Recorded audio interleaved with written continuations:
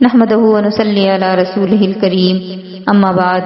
فاعوذ باللہ من الشیطان الرجیم بسم اللہ الرحمن الرحیم۔ معزز سامعین و سامعات، السلام علیکم ورحمۃ اللہ وبرکاتہ۔ آج کے اس بیان میں آپ سبھی کو بتاؤں گی کہ ماہ شعبان المعظم کی 15ویں شب یعنی شب برات کی رات جو فاتحہ کی جاتی ہے وہ فاتحہ کس کے نام پر کی جاتی ہے، اور شب برات کی رات قبرستان جانا کیسا ہے اور کہاں سے ثابت ہے، اور کیا مردے واقعی شب برات کی رات اپنے گھروں میں آتے ہیں، اور کون کون سی رات ہے کہ جب مردے اپنے گھروں کے باہر آ کر کھڑے ہوتے ہیں اور گھر والوں کی طرف سے ایصال ثواب کا انتظار کر رہے ہوتے ہیں، اور ساتھ ہی ساتھ یہ بھی بتاؤں گی کہ ایصال ثواب کہاں سے ثابت ہے، کیونکہ ایصال ثواب پر اختلافات ہوتے رہتے ہیں۔ بہت سارے لوگ ہیں جو یہ کہتے ہیں کہ یہ جائز نہیں کیونکہ حدیث سے اور قرآن سے یہ ثابت نہیں۔ میں آپ سبھی کو بتاؤں گی اور حدیث کے حوالے سے بھی بتاؤں گی۔ اللہ رب العزت ہمیں عمل کرنے کی توفیق عطا فرمائے۔ میری گزارش ہے کہ اس بیان کو پورا سنیں اور ثواب کی نیت سے دوسروں تک بھی پہنچائیں۔ سب سے پہلے تو یہ بات جان لیں کہ شب برات میں جو فاتحہ کی جاتی ہے تو وہ فاتحہ کس کے نام پر دلوائی جاتی ہے، تو جیسا کہ مشہور و معروف ہے، حضرت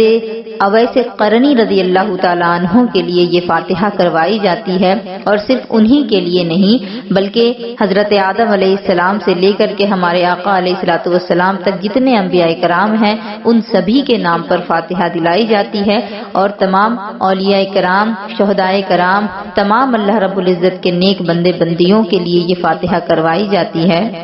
ان سبھی کو ایصال ثواب کیا جاتا ہے۔ اب فاتحہ کس چیز پر کروائی جائے؟ کیا یہ ضروری ہے کہ حلوہ ہی بنایا جائے؟ اور حلوے بھی کئی قسم کے بنائے جاتے ہیں، سوکھے ہوتے ہیں، گیلے ہوتے ہیں، تو کیا ہر طرح کا حلوہ ہمیں بنانا ضروری ہے؟ ایسا کچھ بھی نہیں، بلکہ آپ کو جتنی استطاعت ہو، اپنی استطاعت، اپنی حیثیت کے حساب سے آپ جو بنا سکیں بنائیں اور فاتحہ دلائیں، اور اگر کچھ بھی بنانے کی آپ کے استطاعت نہیں تو پھر آپ نے جو کھانا گھر میں کھانے کے لیے بنایا ہے اس کھانے پر بھی ایصال ثواب کیا جا سکتا ہے، اس کا ثواب بھی بزرگان دین کو پہنچایا جا سکتا ہے۔ اب رہی بات یہ کہ کیا شب برات کی رات قبرستان جانا چاہیے، تو جیسا کہ حضرت عائشہ صدیقہ رضی اللہ تعالیٰ عنہ سے مروی ہے کہ نبی پاک علیہ الصلوۃ والسلام مختلف مقامات میں اور مختلف انداز میں شب برات کی رات عبادت کیا کرتے تھے، کبھی اپنے گھر میں، کبھی مسجد نبوی میں، اور کبھی کبھی جنت البقیع میں بھی تشریف لے جایا کرتے اور وہاں عبادت کرتے اور مردوں کی بخشش کی دعا کرتے۔ پیارے آقا علیہ الصلوۃ والسلام سے قبروں کی زیارت کرنا ثابت ہوا ہے، لہذا مسلمان جو زیارت قبور کرتے ہیں یہ بالکل جائز ہے، شرعاً اس میں کوئی حرج نہیں، لیکن اب جانے کی جو کیفیت ہے اس میں آج کل کچھ اختلافات ہے، کیونکہ جو آج کے نوجوان ہیں وہ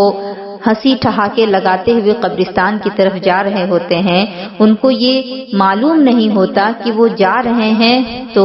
دارالآخرت کی جانب جا رہے ہیں، وہ ایسے گھر کی طرف جا رہے ہیں جہاں سے پھر جو وہاں جاتا ہے وہاں سے واپسی پھر کسی کی ممکن نہیں، لیکن وہ جا رہے ہوتے ہیں اگر قبروں پر ایصال ثواب کی نیت سے بھی، تو رستے میں بھی انہیں چاہیے کہ وہ درود پاک اللہ کا ذکر کرتے ہوئے جائیں، تاکہ پورا رستہ جو وہ اپنے گھر سے قبر تک جانے کے لیے چلیں وہ پورا رستہ ان کے لیے گواہی دے قیامت کے دن کہ یہ مجھ پر چل رہا تھا تو اللہ کا ذکر کر رہا تھا اور نبی پاک پر درود پڑھ رہا تھا، نہ کہ یہ کہے کہ یہ تو قبرستان کی طرف جا رہا تھا لیکن پھر بھی ہنسی اور ٹھہاکے لگاتا ہوا جا رہا تھا، دوستوں کے ساتھ ہنسی مذاق اور گالی گلوچ کرتے ہوئے جا رہا تھا۔ اللہ اکبر! ہمیں چاہیے کہ ہم قدم قدم پر نیکی کریں اور نیکی کا کوئی بھی موقع ہم اپنے ہاتھوں سے جانے نہ دیں، اور خاص طور پر ان راتوں میں جن کو اللہ رب العزت نے عبادت کے لیے خاص کیا ہے، جن کو شرف دیا ہے، جن کو فضیلت دی ہے،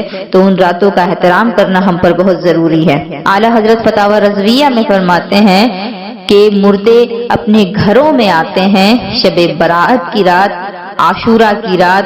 ہر جمعہ کی رات اور عیدین کی رات میں مردے اپنے گھروں کے باہر آ کر کھڑے ہوتے ہیں اور اپنے گھر والوں کی طرف سے بھلائی کی آس لگائے رہتے ہیں، لہذا چاہیے کہ ہر جمعرات یعنی کہ جمعہ کی جو رات ہوگی اس رات ضرور بالضرور اپنے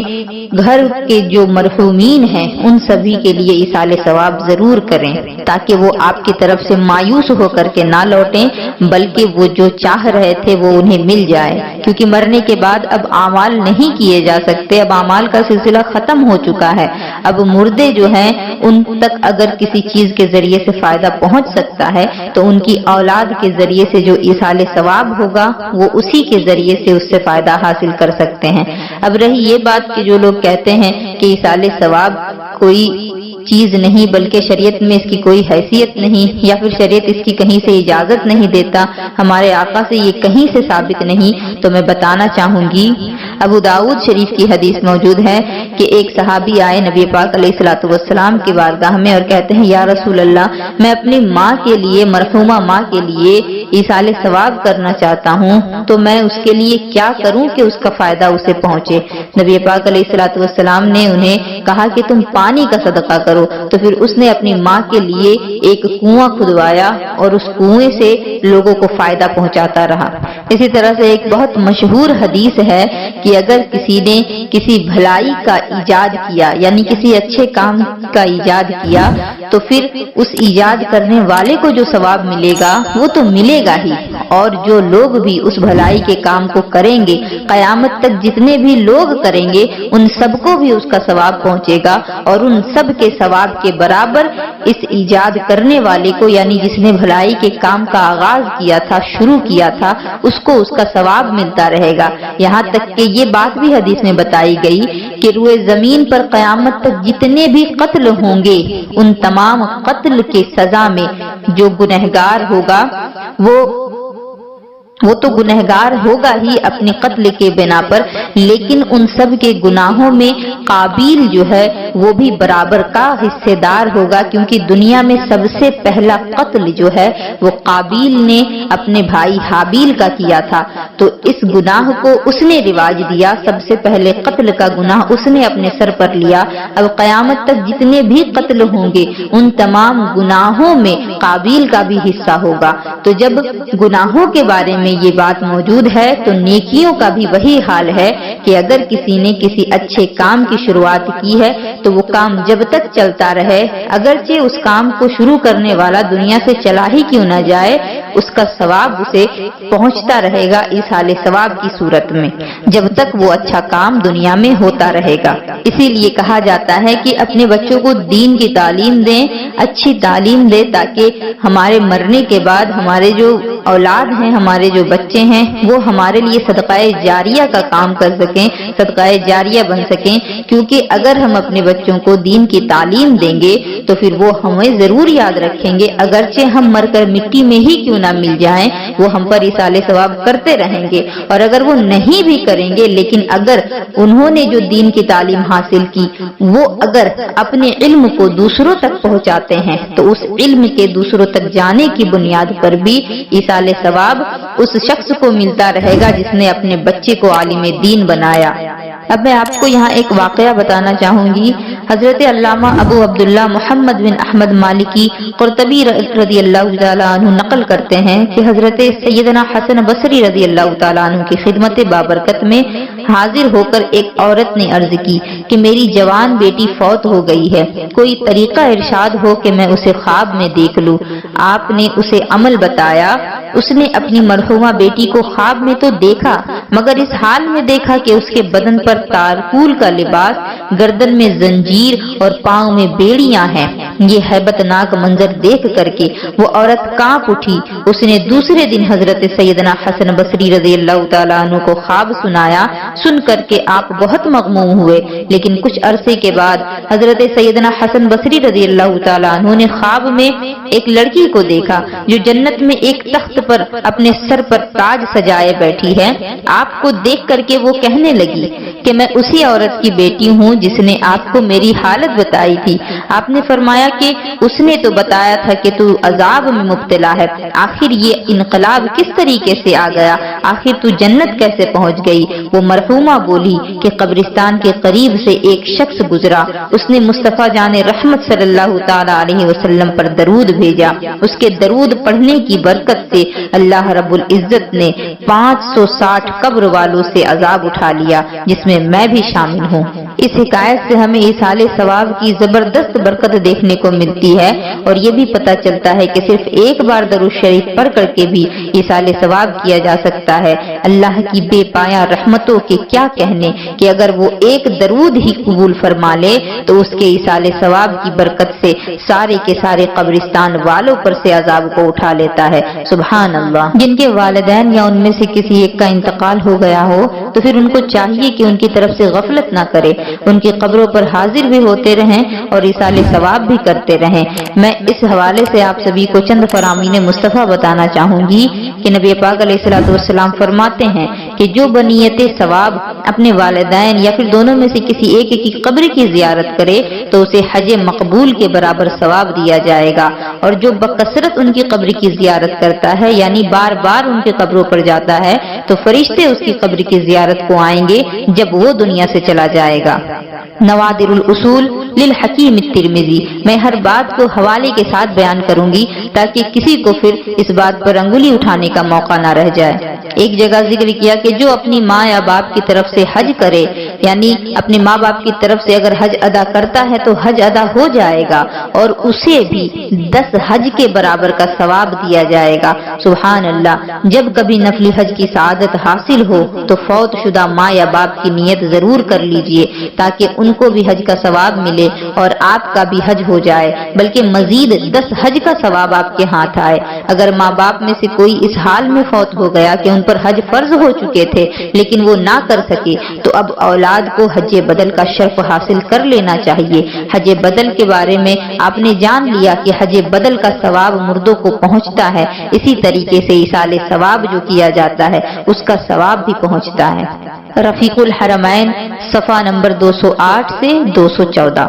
شعب الایمان میں ذکر کیا گیا کہ جب تم میں سے کوئی کچھ نفل خیرات کرے تو چاہیے کہ اسے اپنے ماں باپ کی طرف سے کرے کہ اس کا ثواب انہیں ملے گا اور اس کے ثواب میں بھی کوئی کمی نہیں آئے گی، یعنی ماں باپ کو بھی فائدہ پہنچے گا اور اولاد کو بھی اس کی ثواب ملے گا۔ آج کے جو حالات ہیں ہر کوئی اس بات سے پریشان ہے کہ رزق میں برکت نہیں رہی، تو رزق میں بے برکتی کی جو ایک وجہ بتائی گئی ہے وہ یہ ہے کہ بندہ جب اپنے ماں باپ کے لیے دعا کرنا چھوڑ دیتا ہے، چاہے ماں باپ اس کے زندہ ہوں یا پھر وفات پا چکے ہوں، ان کے لیے اگر دعا کرنا چھوڑ دیتا ہے تو اللہ رب العزت اس کا رزق قطع کر دیتا ہے۔ جو شخص جمعہ کے روز اپنے والدین یا ان میں سے کسی ایک کی قبر کی زیارت کرے اس کے پاس سورہ یاسین پڑھ کر کے بخش دیا جائے تو سورہ یاسین کی برکت سے اللہ رب العزت اس قبر والوں پر سے عذاب کو اٹھا لیتا ہے اگر ان پر عذاب ہو رہا ہو۔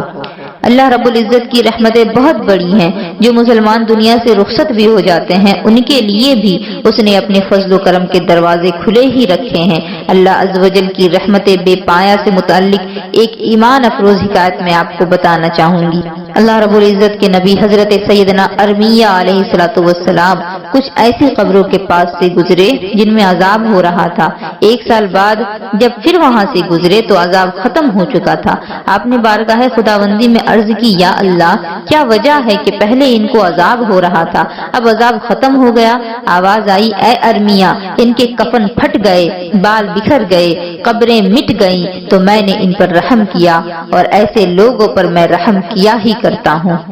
شرح الصدور للسیوطی۔ اس حکایت سے ہمیں یہ بات معلوم ہوتی ہے کہ اگر کسی کا کوئی بھی ایصال ثواب نہ کرنے والا ہو تو اللہ کی ذات ہی اس کے لیے کافی ہے کہ اس کو بخش دے۔ سرکار دو عالم علیہ الصلوۃ والسلام کا ارشاد ہے کہ مردے کا حال قبر میں ڈوبتے ہوئے انسان کی طرح ہوتا ہے کہ وہ شدت سے انتظار کر رہا ہوتا ہے کہ ماں یا باپ یا بھائی یا کسی دوست کی دعا اس کو پہنچے۔ جب کسی کی دعا اسے پہنچتی ہے تو اس کے نزدیک وہ دنیا اور جو کچھ دنیا میں ہے ان چیزوں سے بہتر ہوتی ہے۔ اللہ عز و جل قبر والوں کو ان کے زندہ متعلقین کی طرف سے ہدیہ دیتا ہے، یعنی جو انہوں نے ایصال ثواب بھیجا ہے تو اس کو اللہ رب العزت پہاڑوں کے مانند عطا فرماتا ہے۔ زندوں کا ہدیہ یعنی تحفہ مردوں کے لیے دعائے مغفرت کرنا ہے۔ اس حدیث سے ہمیں یہ بات معلوم ہوئی ہے کہ مرنے والے اپنی قبروں پر آنے جانے والوں کو پہچانتے ہیں، انہیں زندوں کی دعاؤں سے فائدہ پہنچتا ہے۔ جب زندہ لوگوں کی طرف سے ایصال ثواب کے تحفے آنا بند ہوتے ہیں تو ان کو آگاہی حاصل ہو جاتی ہے اور اللہ انہیں اجازت دیتا ہے تو گھروں پر جا کر ایصال ثواب کا مطالبہ بھی کرتے ہیں۔ میرے آقا اعلیٰ حضرت عظیم البرکت علیہم الرحمت الرضوان فتاوی رضویہ میں نقل فرماتے ہیں کہ مومنین کی روحیں ہر شب جمعہ یعنی جمعرات اور جمعہ کے درمیانی رات، روز عید، روز عاشوراء اور شب براءت کو اپنے گھر آ کر کے باہر کھڑی رہتی ہیں اور ہر روح غمناک بلند آواز سے ندا کر رہی ہوتی ہے، پکار رہی ہوتی ہے کہ اے میرے گھر والوں، اے میری اولاد، اے میرے قرابت دار، صدقہ کر کے ہم پر مہربانی کرو۔ نبی پاک علیہ الصلوۃ والسلام کا فرمان ہے کہ جو کوئی تمام مومن مردوں اور عورتوں کے لیے دعائے مغفرت کرتا ہے، اللہ عز و جل اس کے لیے ہر مومن مرد اور عورت کے بدلے میں 1,00,000 نیکی لکھ دیتا ہے، ایک نیکی لکھ دیتا ہے۔ یہ حدیث اربوں نیکیوں کمانے کا ایک بہت ہی آسان نسخہ ہے، کیونکہ آج دنیا میں روئے زمین پر اربوں خربوں لوگ بس رہے ہیں۔ اگر ہم ان سب کے لیے مغفرت کی دعا کریں گے تو ان سب کے برابر ہمیں اللہ رب العزت اجر عطا فرمائے گا۔ ایک بزرگ نے اپنے مرحوم بھائی کو خواب میں دیکھ کر کے پوچھا، کیا زندہ لوگوں کی دعا تم لوگوں تک پہنچتی ہے؟ مرحوم نے جواب دیا، ہاں، اللہ کی قسم وہ نورانی لباس کی صورت میں آتی ہے، اسے ہم پہن لیتے ہیں۔ منقول ہے کہ جب کوئی شخص میت کو ایصال ثواب کرتا ہے تو حضرت جبریل علیہ السلام اسے نورانی طباق میں رکھ کر کے قبر کے کنارے کھڑے ہو جاتے ہیں اور کہتے ہیں، اے قبر والے، یہ تحفہ تیرے گھر والوں نے بھیجا ہے، قبول کر۔ یہ سن کر کے وہ خوش ہوتا ہے اور اس کے پڑوسی اپنی محرومی پر غمگین ہوتے ہیں، یعنی جن کے گھر والے ان تک ایصال ثواب نہیں پہنچاتے تو وہ غمگین اور پریشان ہوتے ہیں۔ نبی پاک علیہ الصلوۃ والسلام کا فرمان ہے کہ جو قبرستان میں 11 مرتبہ سورہ اخلاص پڑھ کر مردوں کو اس کا ایصال ثواب کرے تو مردوں کی تعداد کے برابر ایصال ثواب کرنے والے کو اجر ملے گا۔ سبحان اللہ۔ لہذا چاہیے کہ بھی جتنے بھی لوگ شب براءت میں یا پھر کبھی بھی قبرستان جائیں، قبروں کی زیارت کے لیے جائیں تو وہاں سورہ اخلاص ضرور پڑھیں۔ حضرت سیدنا حماد مکی فرماتے ہیں کہ میں ایک رات مکہ مکرمہ کے قبرستان میں سو گیا، کیا دیکھتا ہوں کہ قبر والے حلقہ در حلقہ کھڑے ہیں۔ میں نے ان سے استفسار کیا اور پوچھا کہ کیا قیامت قائم ہو گئی؟ انہوں نے کہا نہیں، قیامت قائم نہیں ہوئی۔ بات دراصل یہ ہے کہ ایک مسلمان بھائی نے سورہ اخلاص پڑھ کر کے ہم کو ایصال ثواب کیا تھا تو اس ثواب کو ہم 1 سال سے تقسیم کر رہے ہیں۔ سبحان اللہ۔ سورہ اخلاص پڑھ کر کے جو ثواب دیا گیا، جو ایصال ثواب کیا گیا، اس کو 1 سال سے مردے تقسیم کر رہے ہیں لیکن اس کا ثواب ختم نہیں ہو رہا۔ تو پھر ہمیں چاہیے کہ ہم جب بھی قبروں کے قریب سے گزریں تو سورہ اخلاص ضرور پڑھیں، یا جو کچھ بھی ہمیں معلوم ہو، جو کچھ بھی ہمیں آتا ہو، پڑھ کر کے ان قبر والوں کے لیے ایصال ثواب ضرور کریں۔ حضرت سیدنا سعد بن عبادہ رضی اللہ تعالیٰ عنہ نے عرض کی، جیسا کہ میں نے آپ سبھی کو شروعات میں بھی بتایا تھا، انہوں نے عرض کی، یا رسول اللہ صلی اللہ تعالیٰ علیہ وسلم، میری ماں انتقال کر گئی ہے، میں ان کی طرف سے صدقہ اور خیرات کرنا چاہتا ہوں، تو کون سا صدقہ افضل رہے گا؟ سرکار دو عالم صلی اللہ تعالیٰ علیہ وسلم نے ارشاد فرمایا کہ پانی کا صدقہ سب سے بہتر ہے۔ چنانچہ انہوں نے ایک کنواں کھدوایا اور کہا، ہاذہ لأم سعد، یعنی یہ ام سعد کے لیے ہے، یعنی سعد کی ماں کے لیے یہ کنواں ہے، اب جتنے بھی لوگ اس سے پانی پیئیں گے تو اس کا ثواب ان کی ماں کو پہنچے گا۔ ابو داؤد جلد نمبر 2 صفحہ نمبر 180۔ ماہ شعبان المعظم کی 15ویں رات یعنی کہ شب براءت میں 8 رکعت نماز نفل 2 سلام سے پڑھیں اور ہر رکعت میں سورہ فاتحہ کے بعد سورہ اخلاص 10 مرتبہ پڑھیں۔ اس نماز کی فضیلت کے حوالے سے بیان کیا جاتا ہے کہ اللہ تبارک و تعالیٰ اس نماز کے پڑھنے والے کے لیے بے شمار فرشتے مقرر کرے گا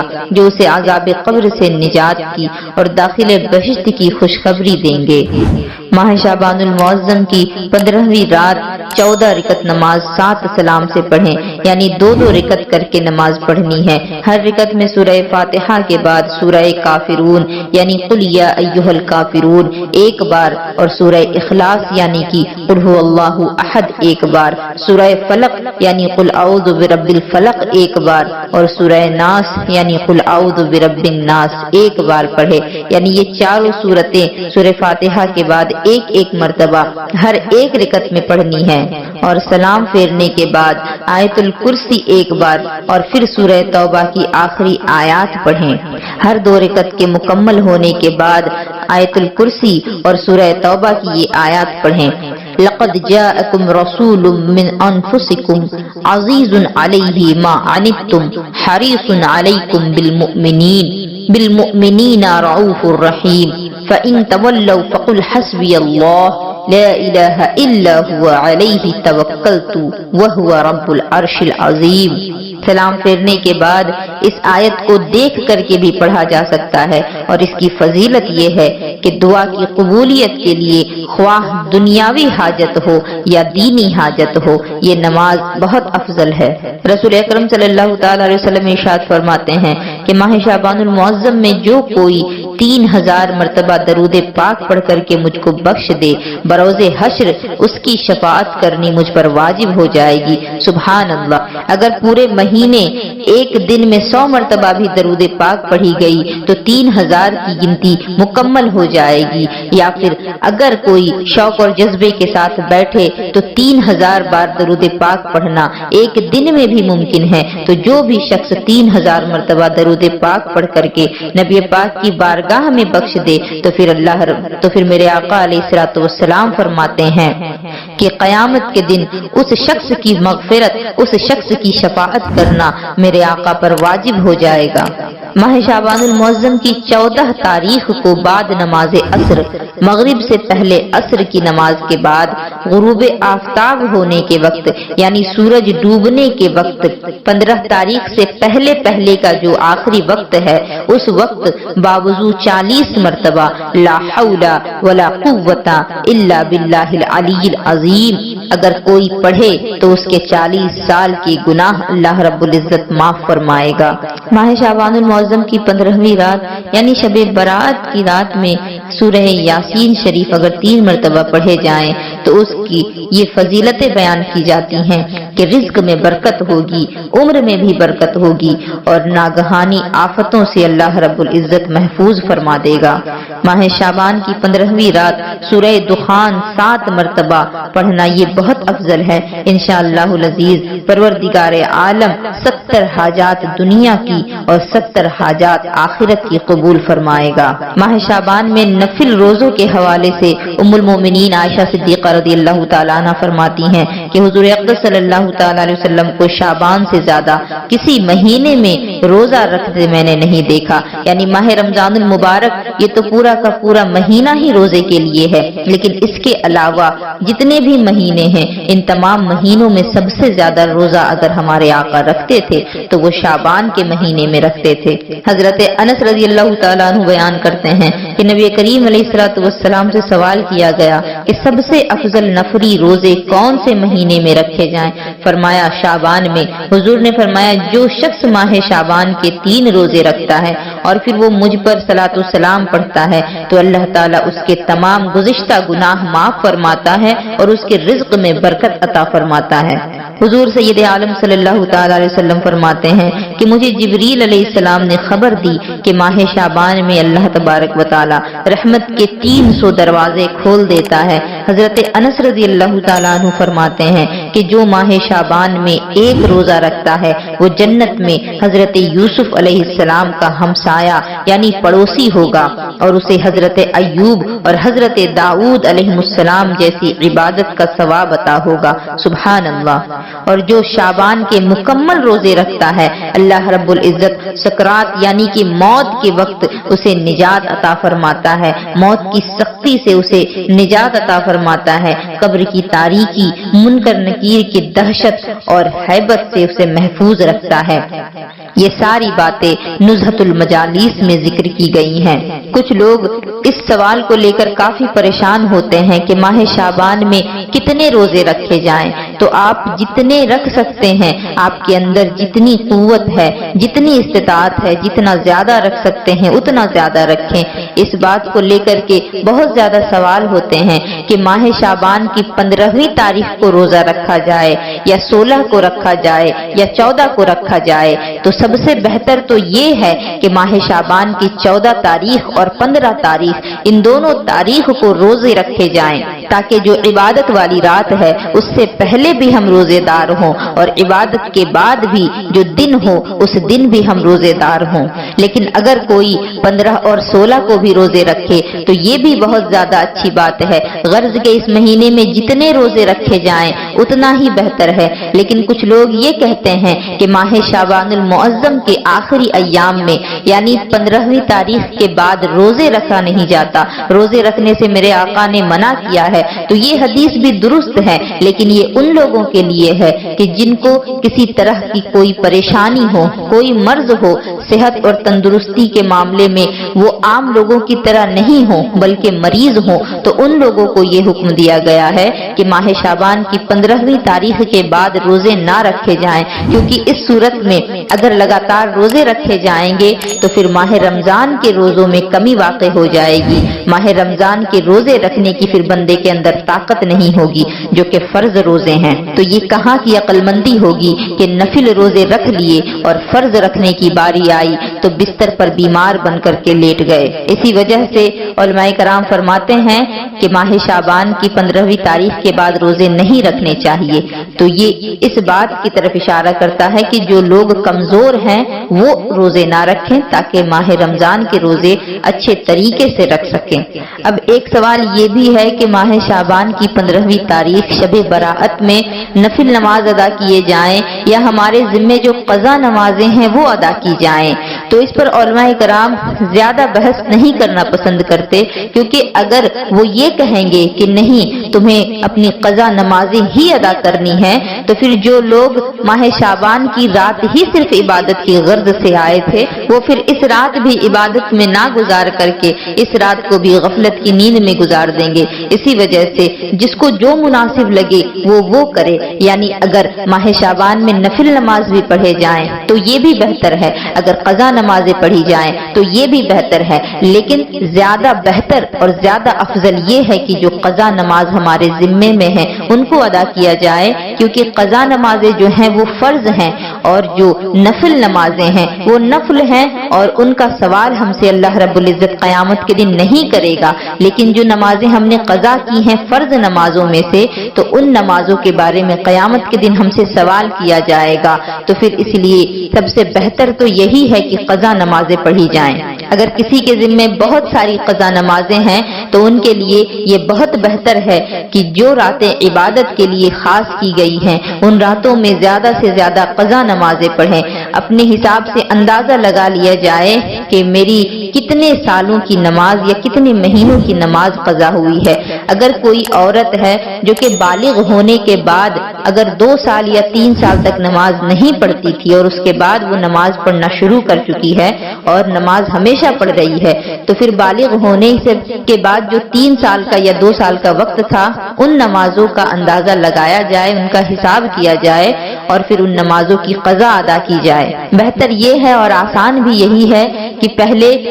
लाइन बाय लाइन जो नमाजें कज़ा हुई हैं वो अदा की जाएं। सबसे पहले फजर की जो नमाज है तो साल भर की अगर कज़ा है तो साल भर की फजर की नमाज फजर के ही वक्त में अदा कर ली जाए। इसी तरीके से ज़ोहर की जो नमाज कज़ा है वो ज़ोहर के वक्त में अदा कर ली जाए। इसी तरह हर नमाज के वक्त में जो नमाज कज़ा हुई है वो साल भर अगर मुकम्मल तौर पर अदा किए जाएं तो फिर इंशाअल्लाहुल अज़ीज़ इस तरीके से सारी क़ज़ाए उम्री जो है वो अदा हो जाएगी। और उम्र क़ज़ा की नमाज को आसान तरीके में किस तरीके से पढ़ा जाए इस पर आप सभी के लिए बयान मौजूद है। उस बयान को जरूर सुने ताकि आपके जिम्मे जो क़ज़ा नमाजें हैं उन नमाजों को अच्छे तरीके से और आसानी के साथ आप अदा कर सकें। उम्मीद है कि जितनी बातें मैंने आप सभी को बताई हैं उन बातों से आप फायदा जरूर हासिल करेंगे और इस शब बराअत अपने मुर्दों को जरूर याद रखेंगे, उनसे गाफिल नहीं होंगे और उनकी जरूरतों को पूरा करेंगे। अल्लाह रब्बुल इज्जत हम सभी को नेक आमाल करने की तौफीक अता फरमाए। व आखिरु दावाना अनिल हम्दुलिल्लाहि रब्बिल आलमीन व मा अलैना इल्लल बलाग। अस्सलामु अलैकुम व रहमतुल्लाहि व बरकातुहू।